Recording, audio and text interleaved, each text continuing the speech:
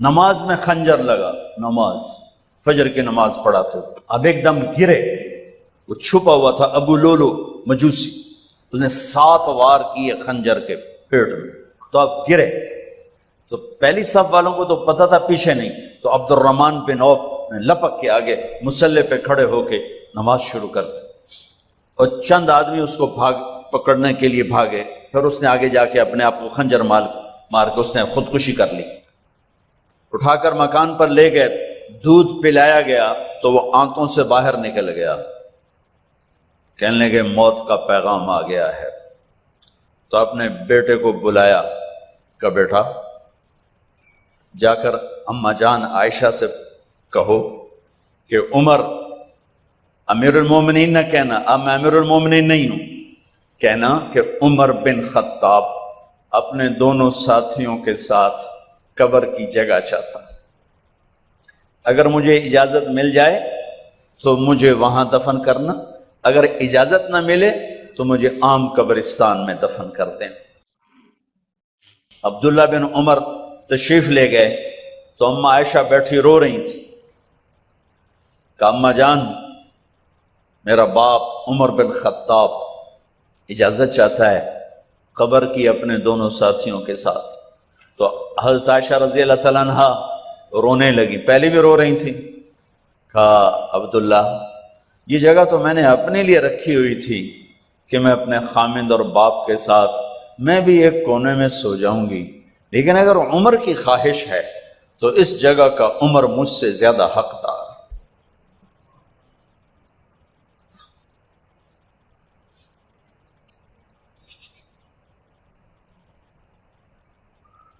بیٹے نے آ کر کہا ابا جان مبارک ہو، اجازت ہو گئی، کہا بیٹا ہو گئی، لیکن جب میری میت اٹھاؤ تو دروازے پر جا کر رکھنا اور ایک دفعہ دوبارہ پوچھنا، ہو سکتا ہے میرے شرم میں اجازت دی ہو اور میرے مرنے کے بعد انکار فرما دیں، تو ایک دفعہ دوبارہ پوچھنا، اس وقت پہ اجازت ملے تو پھر لے جانا ورنہ واپس لے جانا۔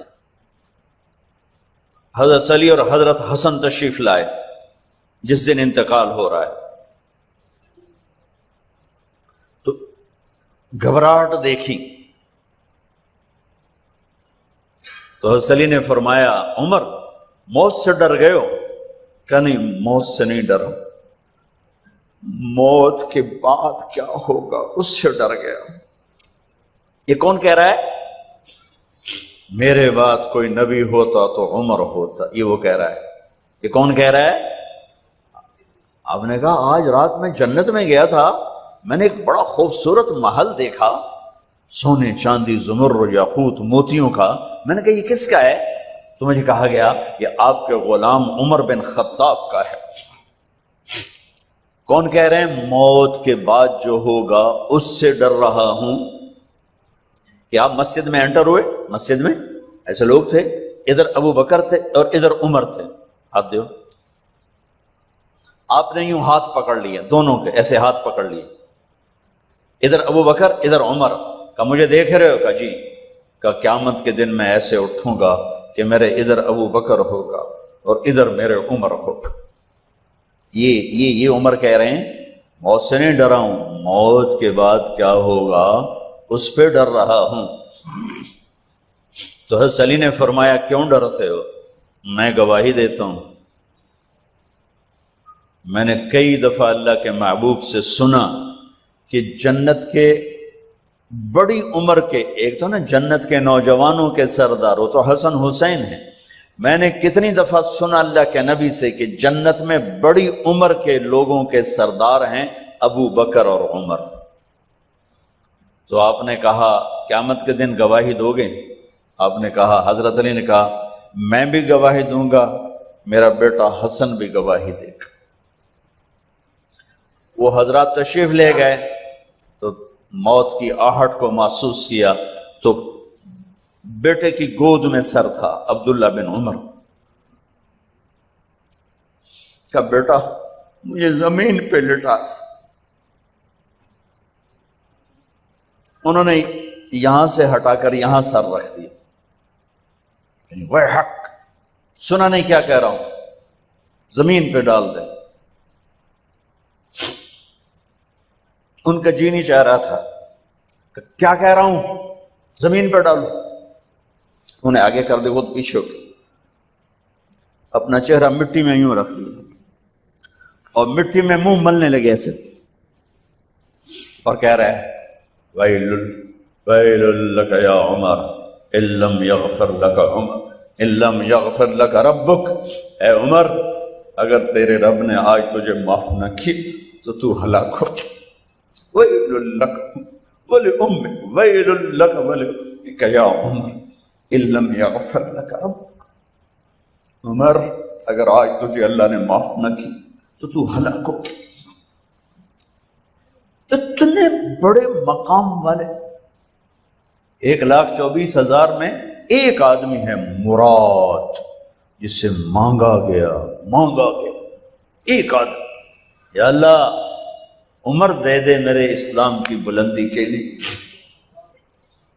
وہ کہہ رہے ہیں ویل لک یا عمر ان لم یغفر لک رب،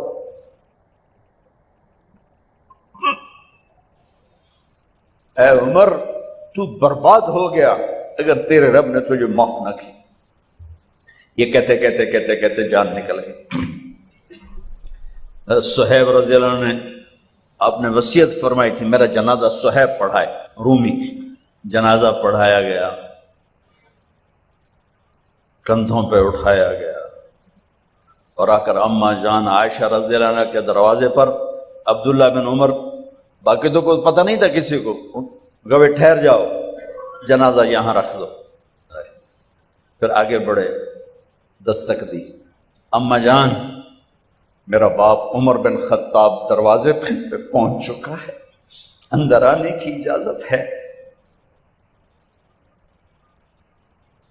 تو اماں جان عائشہ نے فرمایا مرحبا بعمر، ہم عمر کو خوش آمدید کہتے، اور باہر تشریف لے گئیں۔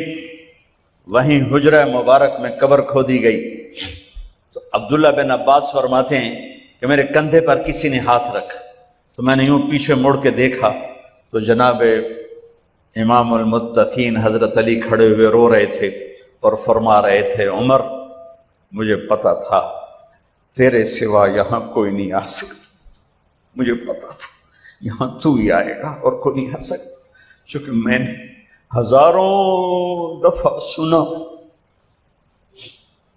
خرجت انا و ابو بکر و عمر دخلت انا و ابو بکر و عمر، میں نے ہزاروں دفعہ اپنے نبی کی زبان سے سنا میں اور ابو بکر عمر گئے تھے، میں اور ابو بکر عمر آئے تھے، میں اور ابو بکر عمر اندر گئے تھے، میں اور ابو بکر عمر باہر گئے تھے، میں نے اپنے نبی کے نام کے ساتھ تجھے اور ابو بکر کو اتنا سنا ہے کہ کسی کو نہیں سنا، لہذا مجھے پتا تھا تو اسی جگہ پہ آئے گا، تیری یہی جگہ ہے۔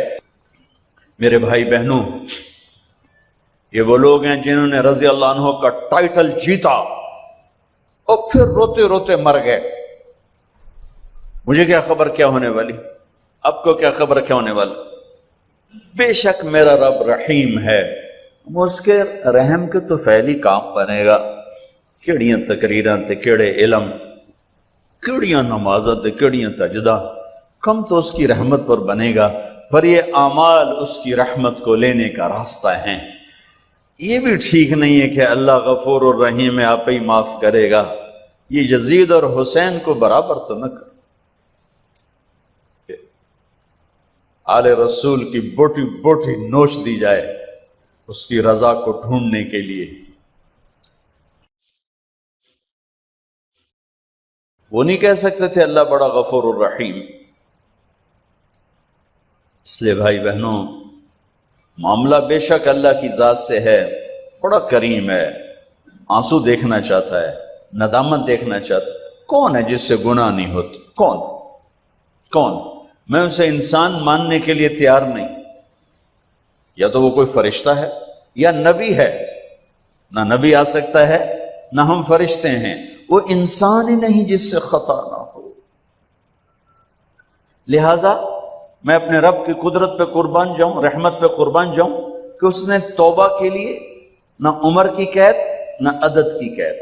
ابھی تو 60 سال کا ہو گیا ہے، 70 سال کا ہو گیا، اب تیری کوئی توبہ نہیں، آخری سانس میں آ جا قبول ہے. ابھی تیری 100 دفعہ ٹوٹ چکی ہے توبہ، اب 101 دفعہ قبول نہیں. 1